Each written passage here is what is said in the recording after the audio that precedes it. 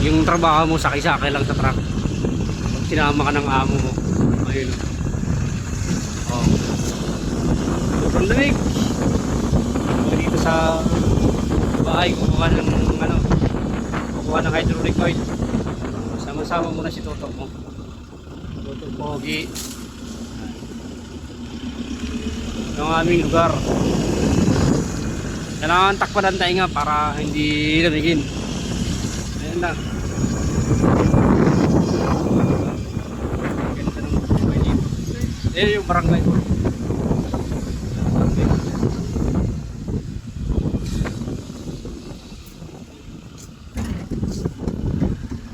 Ayan.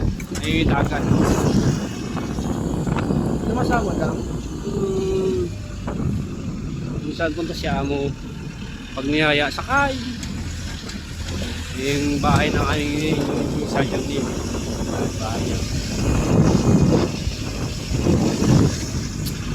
Sakay-sakay lang. Saan pupunta? Ayun ang bodega. Nakakuha na kami ng hydraulic oil. Dalawa lang. Tapos balik uli. Ayun. Yung dagat to. Yung bahay ng bibibot.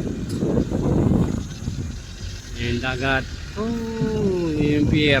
Daming barko dyan. Yung park.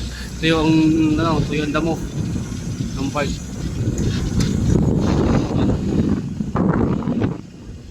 Tapos yung ilog. Dito lang umiikot yung aming 8 months. Sa lugar na to.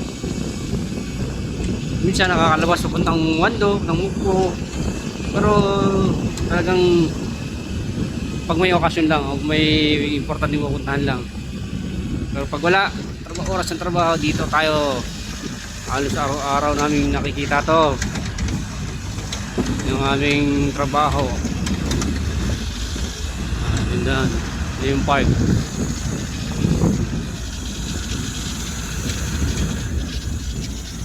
Yung aming linisin na kumulo, dami yan.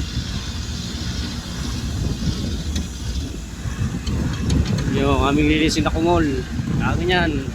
Lalo sa 1,000 yan. Tapos yan sila nagtatrabaho. You know, mga chinggu! Tatrabaho mga chinggu! Mga chinggu! Chinggu!